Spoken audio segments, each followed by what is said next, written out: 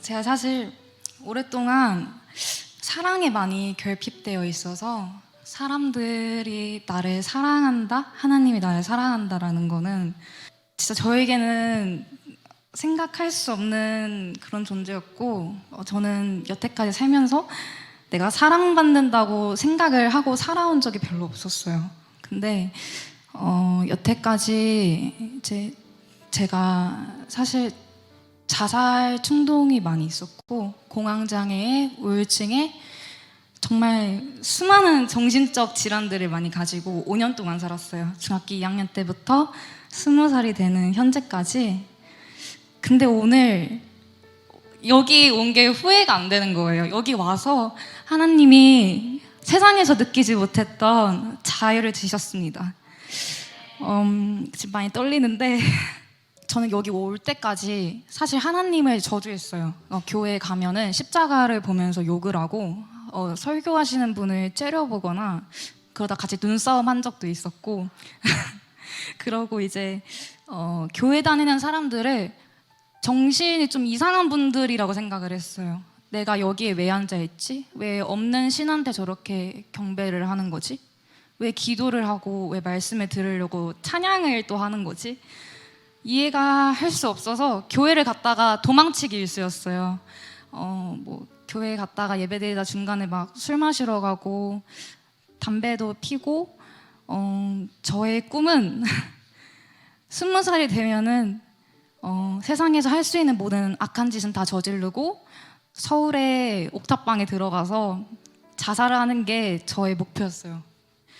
근데 어떻게 하나님이 저를 만나셨는지, 제가 이곳에 와가지고 하나님께 저를 드린다고 얘기를 못 하겠는데 얘기를 할 수밖에 없었어요. 저의 5년 동안 삶에서는 하나님 없이는 안 된다고 그거를 저도 느꼈던 것 같아요. 그래서 하나님께 저를 드리겠습니다. 지금 오시든지 마시든지 그냥 알아서 하세요 이랬어요.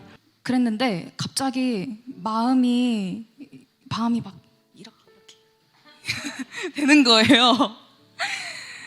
그날 너무 깜짝 놀랐어요. 어떻게 나는 그렇게 간절한 고백을 하지도 않았는데도 하나님은 나를 기억하셔서 이렇게 하시는 거지? 그날 어땠냐면 마음이 이렇게 되면서 하나님이 정말 급하게 그러시는 거예요. 하나, 내가 널 사랑한다 이러시는 거예요.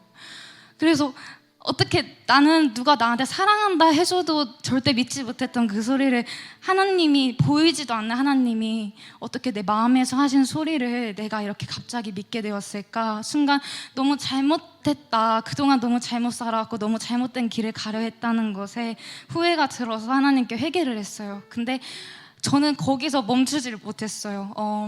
저는 그동안 계속 5년 동안 해왔던 하나님의 저주하고 욕하고 그런 일상들이 많았기 때문에 여기서 성찬식을 할 때 저는 성찬식에 참여를 못했어요.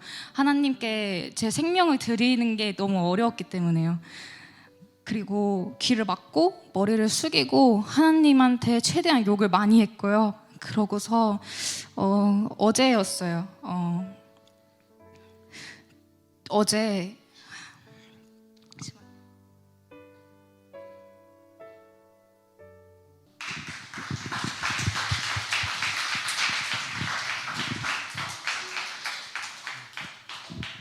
주님께 하나님, 제가 5년 동안 여태까지 삶을 살아오면서 보니까 세상에는 내가 있을 곳이 없었고 평안도 없었고 난 이러다가 그냥 죽을 인생이고, 하나님 내가 여기서 만약에 하나님 못 만나고 가면은 하나님 나 여기서 마지막 날에 하나님 나 진짜 죽으러 갈지도 몰라요. 하나님 내가 이렇게 간절한 상황이고 이렇게 힘든 상황인데 하나님 도대체 나를 위해 십자가를 지신 게 맞으세요? 하나님은 나를 정말 사랑하시는 거세요? 하나님, 나한테는 그런 평안이 없었어요. 근데 여기 있는 사람들은 다 은혜 받고 하나님께 기도하잖아요. 하나님, 나도 하나님 만나고 싶어요. 하나님, 나를 좀 만나주세요. 근데 생명을 드려야 된다며요. 하나님, 생명을 드릴게요. 하나님, 이제 나에게 남는 것이 없으니 주님 모두 다 가져가세요 라고 했어요. 근데 축사 시간 때였어요. 그 순간 글을 읽으면서 하나님께 고백을 하는데, 그 글에서 하나님이 내 안에, 내가 하나님 안에라는 글자가 있었어요. 저는 근데 그 말이 너무 감사하고 너무 죄송한 거예요. 저를 위해 피 흘리시고 저를 사랑하신다는 게 그동안 누가 나한테 말을 해줬어도 나는 알지도 못했고 나는 그걸 믿지도 못했어요. 근데 그 순간에 그걸 보는데 그냥 눈물이 쉴 새 없이 나오는 거예요. 그래서 하나님께 그 자리에서 회개를 하고 하나님 앞에서 엄청 울고 기도를 다 하고 마음으로 하나님을 정말 사랑하길 원해요 하고 믿음으로 고백을 했는데, 다 울고 이제 다 읽고 나니까 저를 봤는데 제 마음이 너무나도 자유해진 거예요. 그동안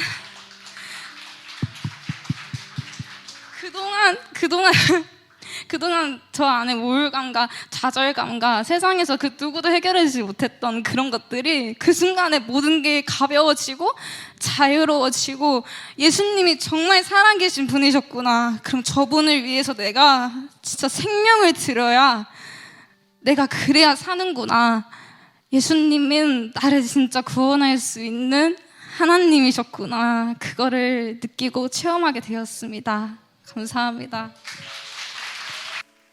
안녕하십니까. 네, 살아계신 하나님의 딸, 하나님의 가장 강력한 의의 도구 장슬기입니다.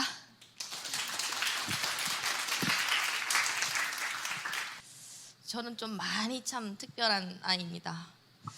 아마 사단의 저 대빵 중에 있는 제가 그 부하가 아니었을까요? 깊은 우울증이라 하면 거의 내 존재를 알 수 없는, 이렇게 시체처럼 아무것도 먹지 못하다 누워있던 시간들이 있었고, 그리고 거식증, 거의 제가 168이거든요. 근데 33kg 안 됐던 것 같아요. 그때 그만큼 있었고, 근데 그게 또 진화가 돼서 폭식증. 근데 그 폭식증도 그냥 먹고 토하고 이렇게 하는 게 아니고 정말 제가 좀 독한 애거든요. 거의 생명을 알아가는 정도로 6시에 퇴근하면 6시부터 거의 날이 살 때까지 새벽 4시까지 계속 먹고 토하는 거예요. 그러면서 이제 2시간 자고 출근하고, 사람이 그냥 이렇게 토하지 않고 그냥 일상생활 잘 먹으면서도 2시간 자면 피곤하잖아요. 근데 저는 그 짓을 하면서 이제 그 시간이 길었어요. 근데 제가 독하다 했잖아요. 그렇게 하면서 직장 생활을 이제 21살부터 했는데 몇 달 전까지 한 거죠. 병원에서도 저 죽는다 했어요. 가둬두라고 하는데, 그러면서 일단 제가 직장을 그만뒀어요. 안 되겠다. 나를 살릴 사람이 아무도 없는데 하나님이라는 존재가 나를 살릴 수밖에 없다는 게, 그냥 그게 하나님밖에 안 나와요. 병원에 있었을 때 약을 주셨는데 이상하게 못 먹겠는 거예요. 대학 졸업하고 직장 생활하면서도. 근데 힘드니까 그걸 이겨내려고 자전거를 타고 버스로 40분 되는 거리를 자전거 타고 출퇴근했어요. 비가 오나. 정말 우비 쓰고 20살 몇 살 먹은 애가 그걸 이기고 싶은 거예요. 내 몸이 이렇게 피곤하고 그걸 잊을 수 있겠지 했는데 안 돼. 정말 다리가 이만큼씩 붓고, 정말 다른 사람 다 또라이라고 하더라고. 저보고 직장에서 산업도로를 자전거 타고 왔거든요. 그 100km씩 달리는 데 있죠. 저는 근데 그 위험한 줄 몰랐어요. 왜냐면 나는 그냥 살고 싶은 거야. 이게 싫은 거야. 근데 그 길을 걸으면서 항상 잃지 않았던 건, 하나님 살려주세요. 정말 살려주세요. 그때 찻소리, 달리는 찻소리 한게 그 들판에서 얼마나 소리쳤는지 몰라요. 내리막을 자전거 비 온다 내려가서 추워요 하면서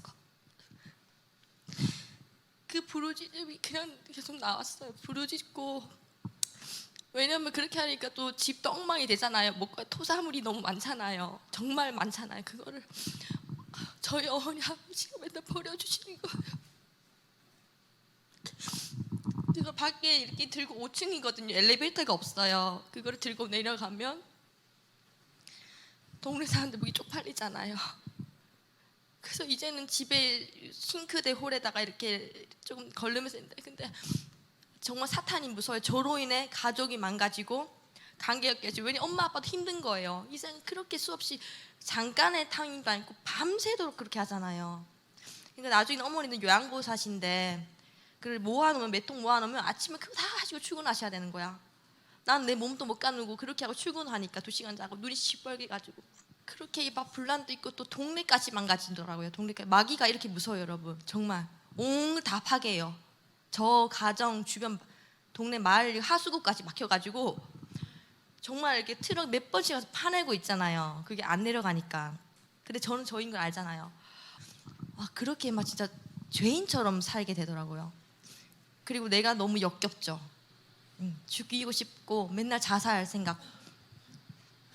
정말 자살 시도도 많이 했고 뛰어내고. 근데 그것도 이렇게 뛰어낼 때마다 이 뛰어낼 이걸로 하나님을 꼭 만나야 되겠는 거예요.